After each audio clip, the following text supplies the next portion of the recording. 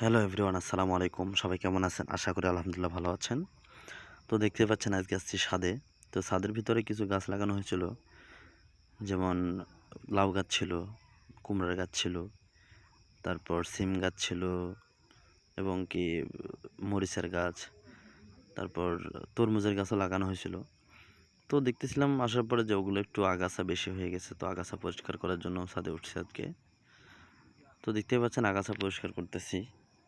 এত পরিমাণ আগাছা জন্ম নিচ্ছে দেখেন, মানে হিউজ পরিমাণ। তো এগুলো আসলে দেখার মতো বাড়িতে মানুষ তেমন নাই।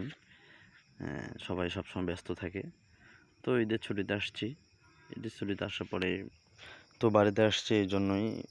তো মনে করলাম যে একটু পরিষ্কার করা যাক। তো এই জন্যই পরিষ্কার করতেছিলাম। তো ঘাসগুলো এমনভাবে লেগে গেছিলো, কারণ অনেক দিন হলেও পরিষ্কার করা হয় না।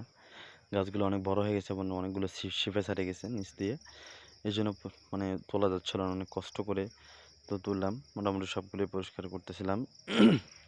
তো তো পরিষ্কার করে সাইড করে রাখার পরে তো দেখি একটা তরমুজের আসছে, ফুল আসছে। তো দেখেন তরমুজটা কতটুকু হয়েছে।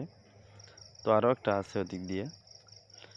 তো এই জন্য আর কি পরিষ্কার করলাম, কারণ তরমুজ হলে একটা নিজে লাগায় খাওয়া একটা অন্যরকম স্বাদ। তো দেখেন এই যে এখানে আর একটা আছে, এটা ছোট। এগুলো বড় হলে খাওয়া যাবে। তো এই জন্যই পরিষ্কার করতেছিলাম যে এগুলো যদি বড় হয় তো নিজের ছাদের গাছের ফল অবশ্যই সুস্বাদু হবে, ভালো হবে। এই জন্যই তো সব পরিষ্কার করতেছিলাম। তো ক্যামেরাম্যান ছিল আমার ভাস্তি, ছোট। তো সে তেমনভাবে ধরতে পারে না। তো ছাদটা একটু ঘুরে দেখাচ্ছিল ও। এতে ছাদের উপর দেখেন কত কি। ছাদটা মোটামুটি অনেক বড়ই। তো ছাদ বাগান আমি করব অনেক বেশি করে, ফুল গাছ ফল গাছ আমি সব কিছু লাগাবো। তো এখন ওইভাবে প্রসেসিং করি নাই।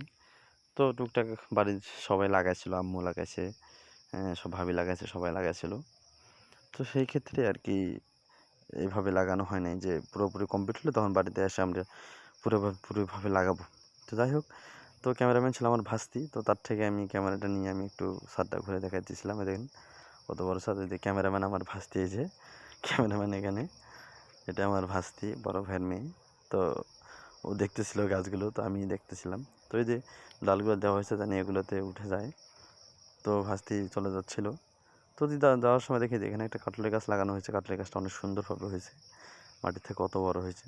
তো যদি ভিডিও করতে করতে সিঁড়ির কাছে আসলাম। সিঁড়ির অবস্থা দেখেন, সিঁড়ির ময়লা দিয়ে একদম অবস্থা খারাপ, কারণ পরিষ্কার এভাবে করানো হয় না সবাই। তো তার মধ্যে ভাসতে চলে আসছে, ভাসতে তো খুশিতে দিছে এক দৌড়। তো খুব ইচ্ছা আছে ছাদ বাগান আমি অনেক সুন্দর করে সাজাবো। তো ভালো থাকবেন, সুস্থ থাকবেন, আল্লাহ হাফেজ।